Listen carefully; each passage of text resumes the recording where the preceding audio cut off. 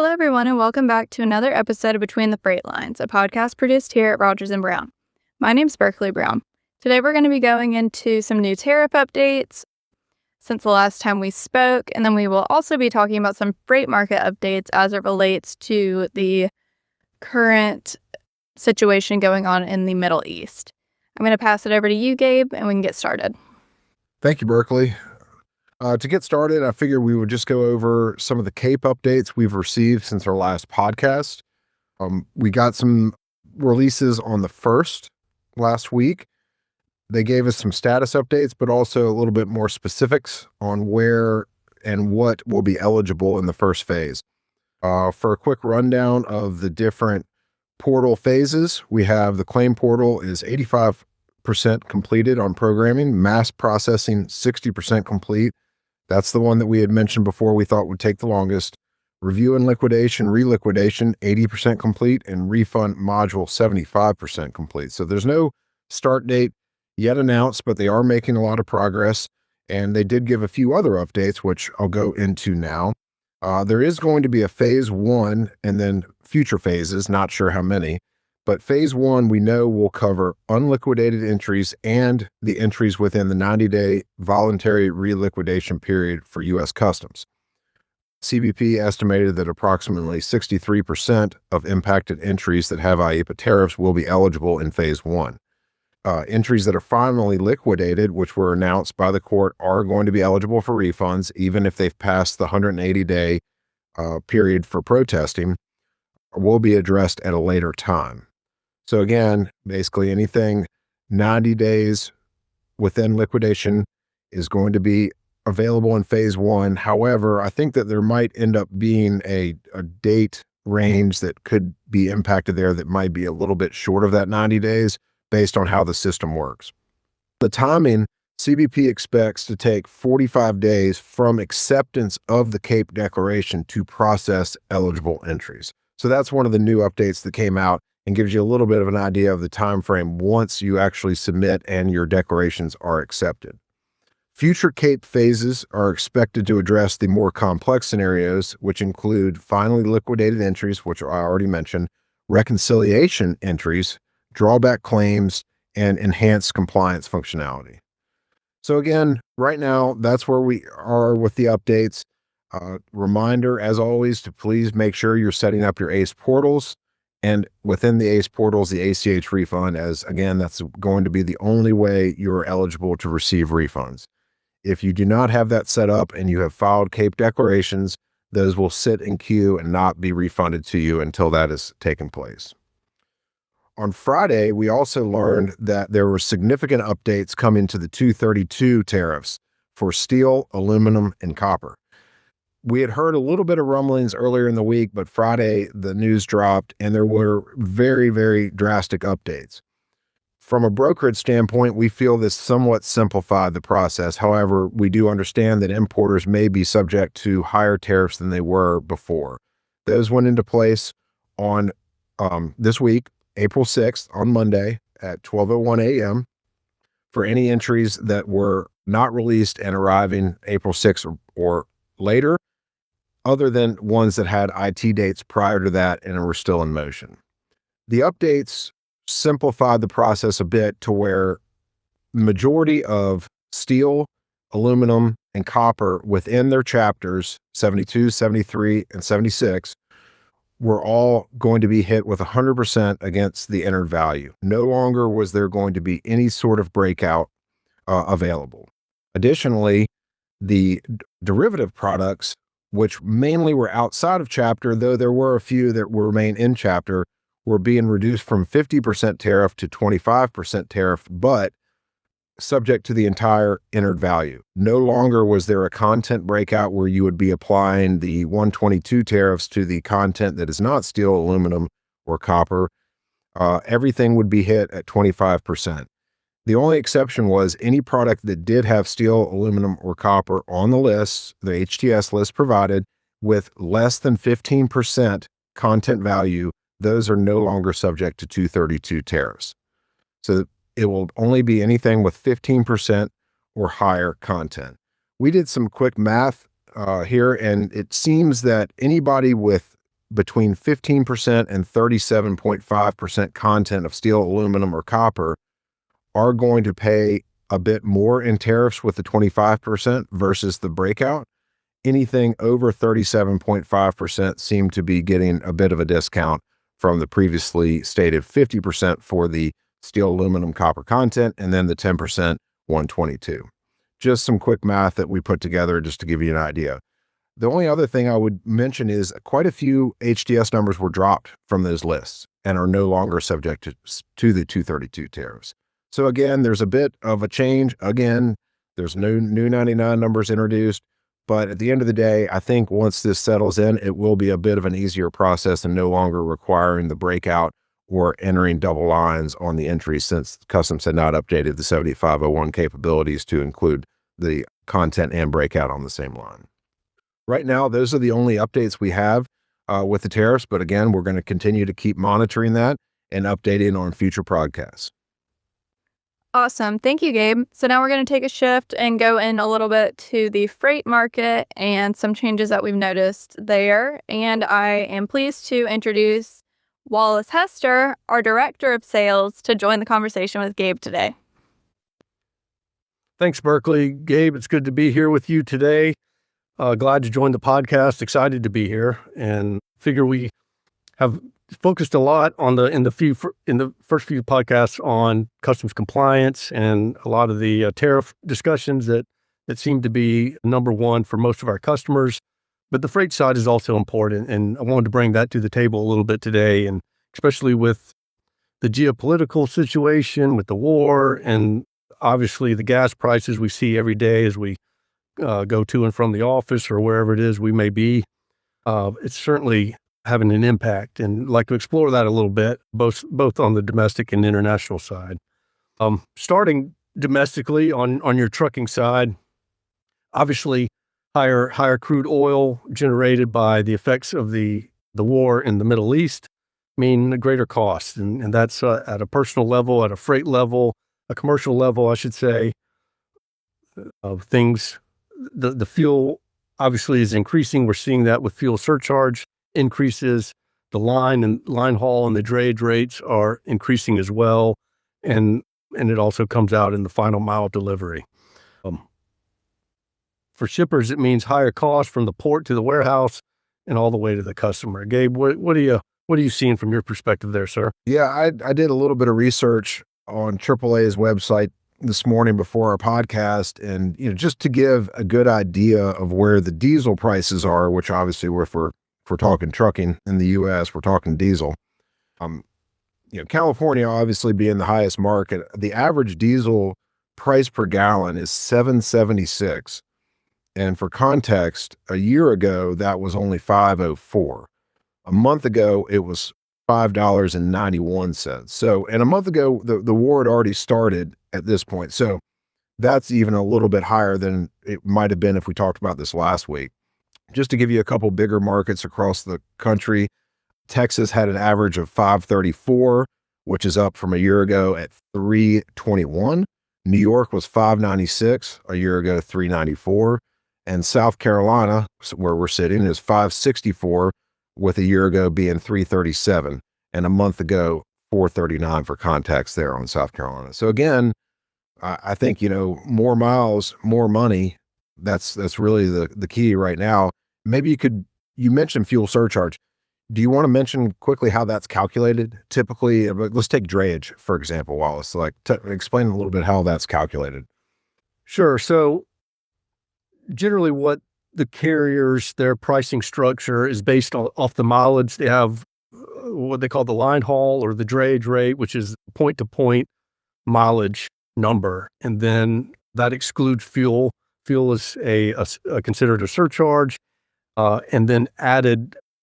It's calculated on a weekly basis. They set the surcharge level based on the current diesel prices, and that's added to your base line haul or drayage number. And adding the two together gets you your total number. What's interesting there is the percentage increases. We've seen significant increases in the fuel surcharges, probably about 20% in some cases.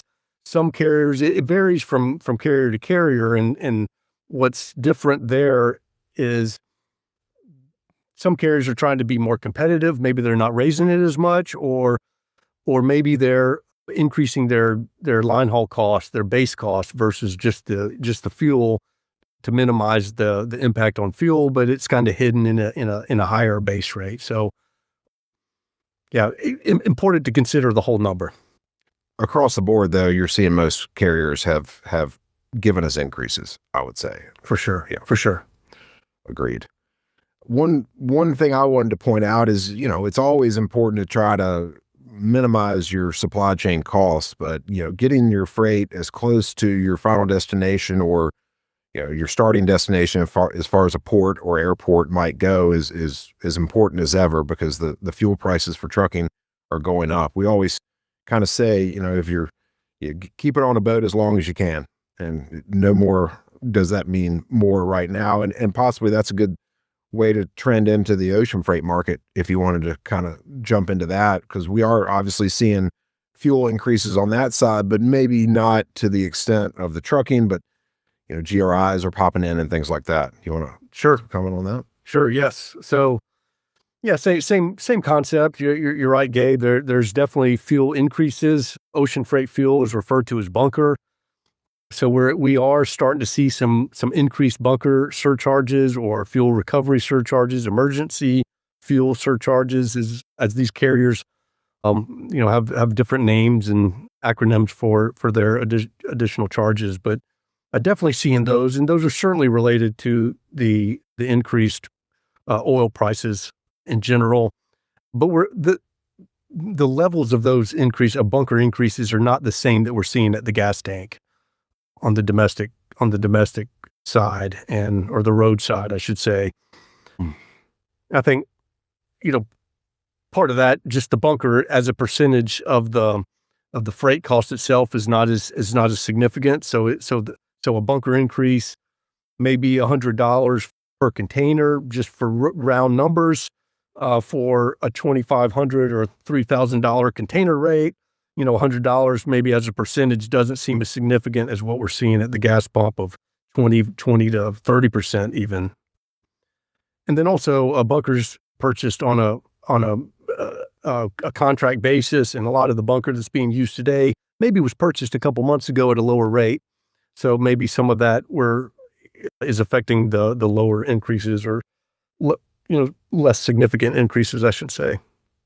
So I guess a little bit more to what you had mentioned with how truckers are introducing the fuel increases to us. It seems to be that the carriers are doing the same. Just to quickly go over a few statistics for our listeners, from a pretty flat market, even prior to Chinese New Year, which was really surprising this year, volumes just were not there for carriers to get the increases they have in years past.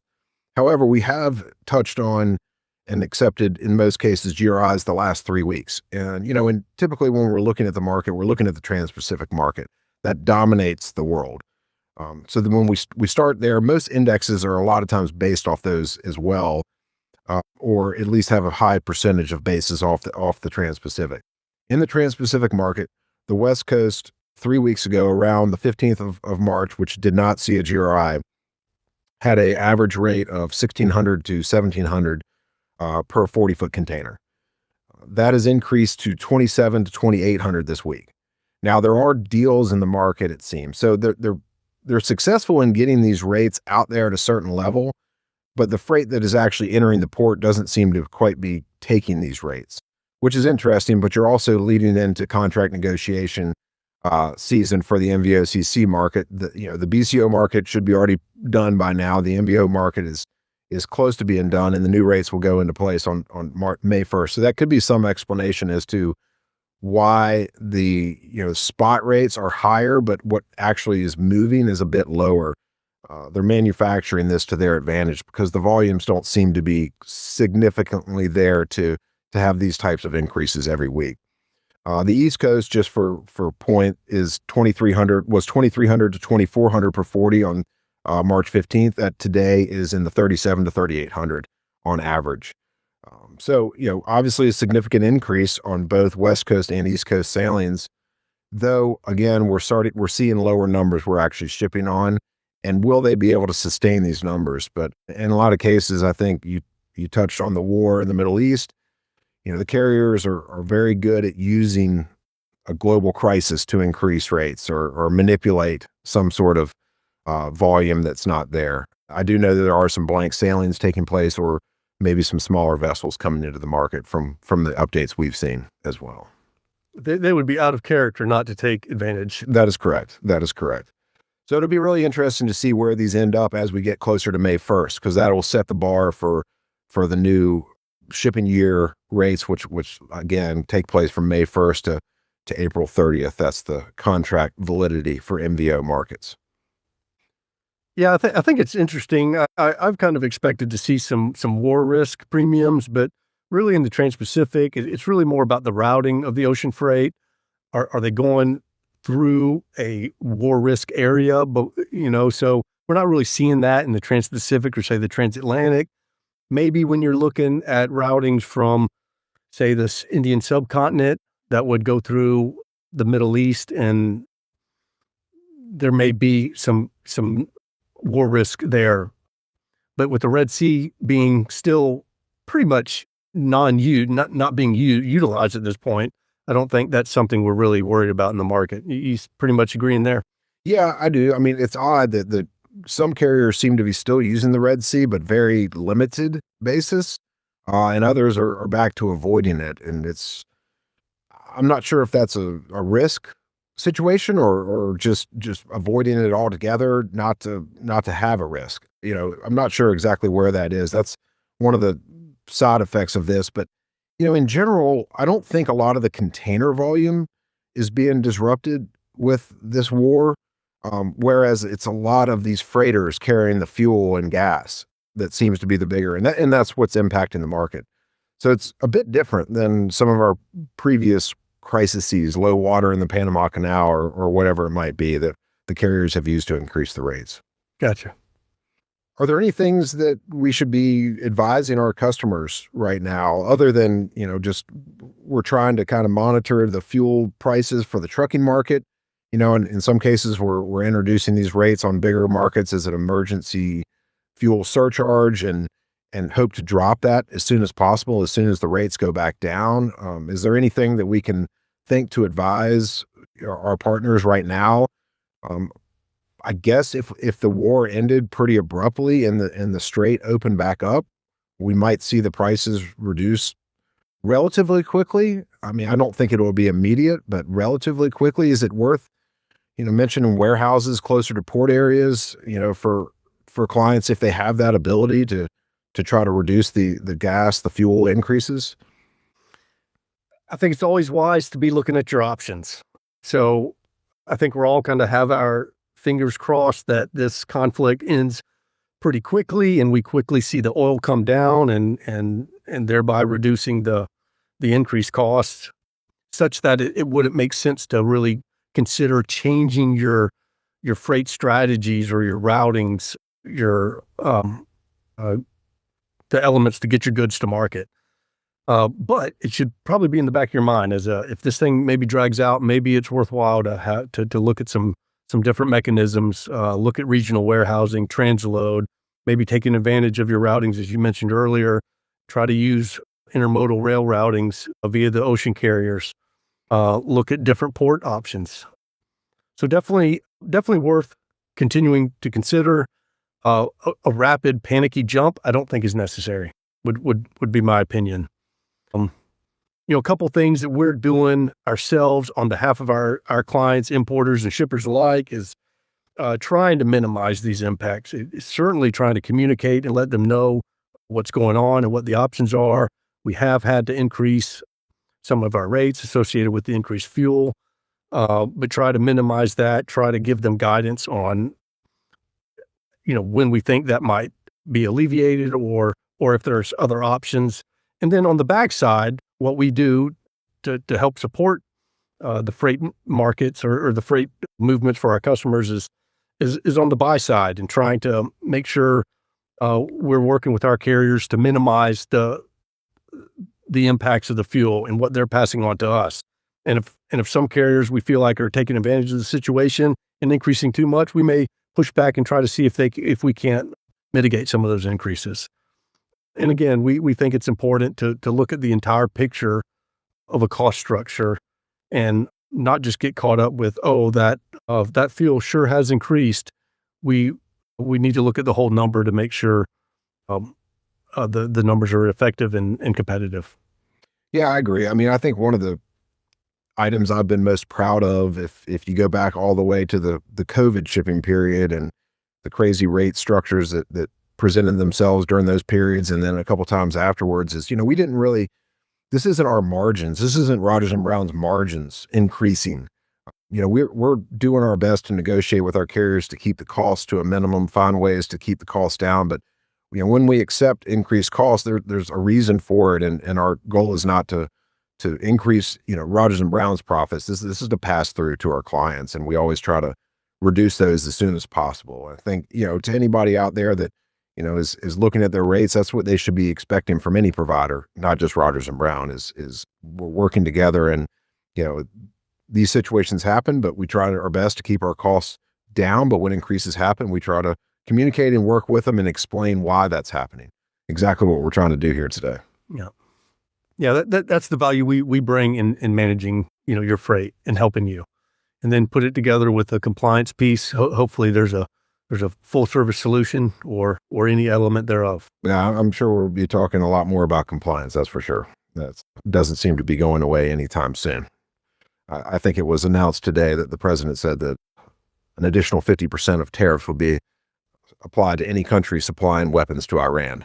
So another one to keep our eyes on. Trump made another announcement, huh? He did. So with that said, are there any other points we want to make?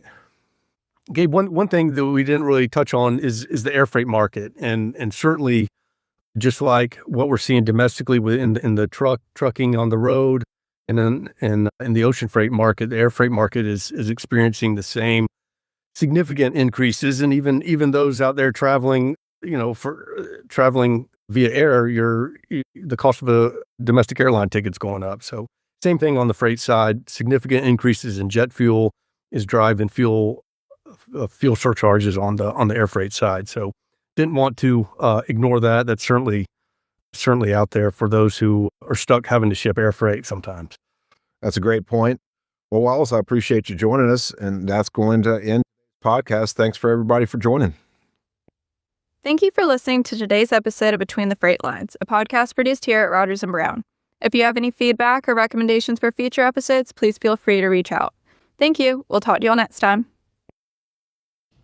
This podcast is for general information only and is not legal advice.